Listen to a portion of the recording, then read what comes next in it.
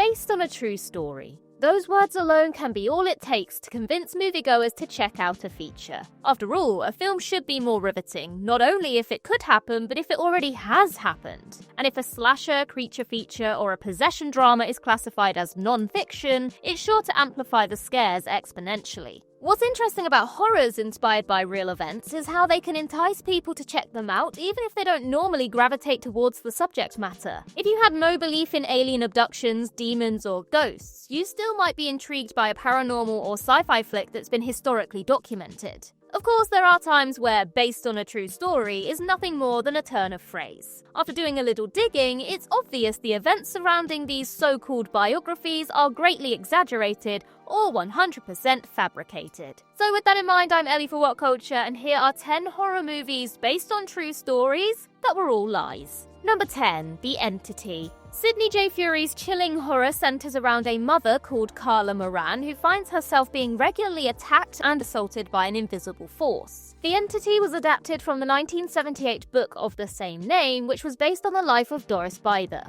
However, Doris's name wasn't the only thing changed for the movie. Though Carla is portrayed as a composed, single mother, Doris struggled with substance abuse, had a traumatic upbringing, and lived in a condemned house with her 4 children at the time of the reported haunting. Though Doris's film counterpart acknowledges she's suffered psychological drama since childhood, this plot point is quickly swept under the rug. Obviously, these elements were omitted or toned down, so claims surrounding abusive ghosts or demons seem more believable. Although the investigation in The Entity is meticulous and methodical, the study conducted in real life wasn't scientifically structured at all, mostly relying on anecdotal evidence. Though the poltergeist assaults are witnessed on several occasions throughout the movie, nobody associated with Doris saw these attacks being carried out. Also, it goes without saying, the parapsychologists didn't try to capture the non-corporeal creature with a freeze ray, as is depicted in The Entity.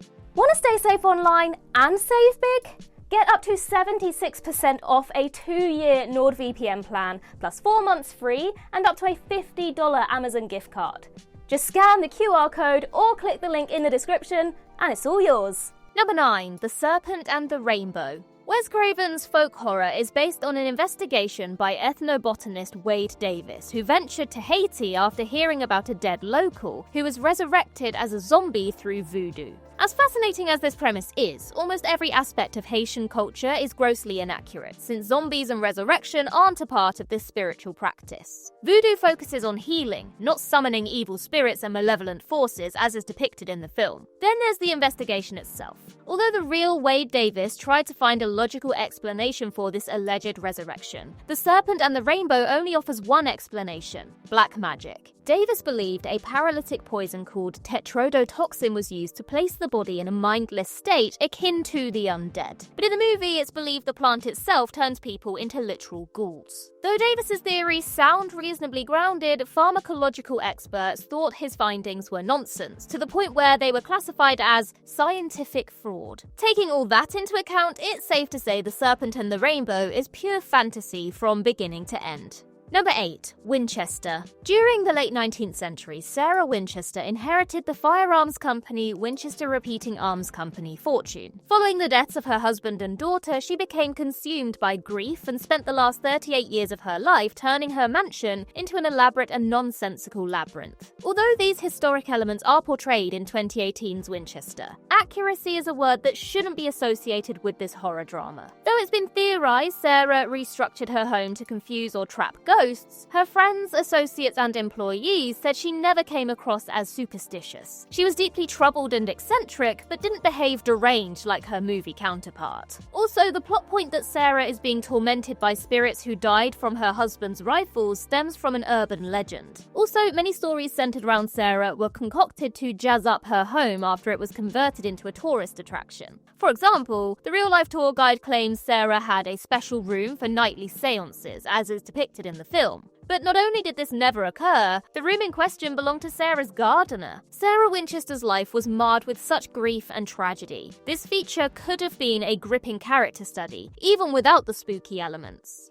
Number 7, The Possession. In this body horror, a young girl called Em purchases an antique box at a yard sale. When Em becomes obsessed with the ornament, her father investigates its origins, only to learn it houses a wicked spirit called a Dybbuk. The possession draws inspiration from a cursed wine cabinet called the Dybbuk box, which became a viral sensation when Kevin Mannis sold it on eBay in 2003. Not only is the film frightening, the production itself was creepy, since the actors, the producer, and the director claimed they were besieged by freak accidents during production, including exploding lights and an entire storage unit being burned to the ground, which included the Dybbuk box prop. However, it's unlikely the production was being plagued by evil forces since the Dybbuk box never existed. In a 2019 interview with Skeptical Inquirer, Kevin Mannis confessed he concocted the Dybbuk box's sinister backstory. To verify his claim, he said he'd pay anyone $100,000 and tattoo their name on his head if they could find any reference to the Dybbuk box prior to his eBay post. Nobody has taken Mannis up on his challenge, so it's safe to say the tales surrounding the Dybbuk box are bogus.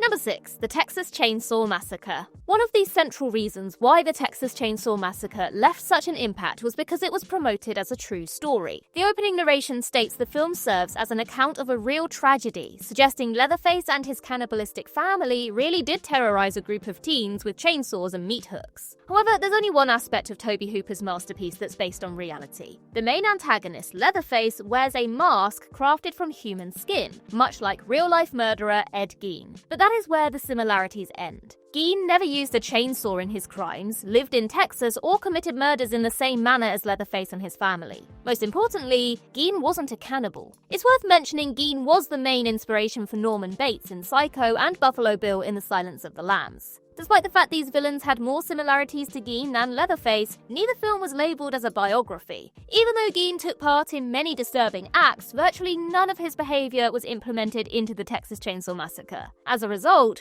referring to the 1974 classic as a true story is a bit of a reach.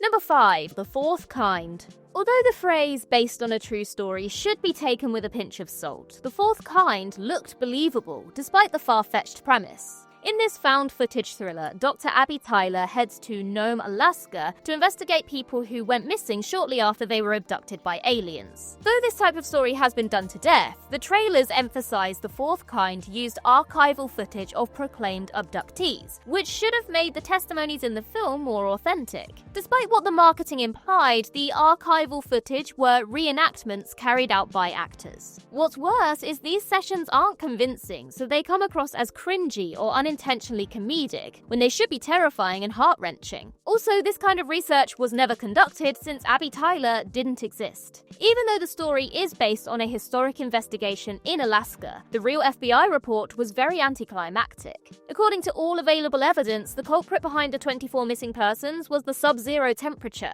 Nome can get as low as -40 degrees Celsius during the winter, so it's not too hard to believe 24 people froze to death over the last few decades. That explanation may sound mundane, but it's far more likely than what's depicted in The Fourth Kind. Number 4. The Exorcism of Emily Rose. Scott Derrickson's directorial debut follows the trial of Father Moore, who was accused of negligent homicide after a young woman named Emily Rose died during his exorcism. Although the majority of possession films focus on the supernatural, The Exorcism of Emily Rose is surprisingly grounded. Most of the story takes place in a courtroom, playing out more like a legal drama than a paranormal flick. Since it takes a surprisingly realistic approach to the matter of hand, viewers may assume there's more truth to the story than what's usually conveyed in the genre. But that's not the case. The Exorcism of Emily Rose was inspired by a German woman called Anneliese Michel, who underwent a whopping 67 exorcisms before succumbing to malnourishment. Despite the fact the film emphasizes the titular character was terrorized by numerous demons, all evidence indicates Anneliese endured a terrible mental episode, since she suffered psychosis, depression, and temporal lobe epilepsy for 7 years. Even though the Catholic Church have a dense record of each exorcism, they dismissed this case, stating there was insufficient evidence that Anneliese Michel was possessed.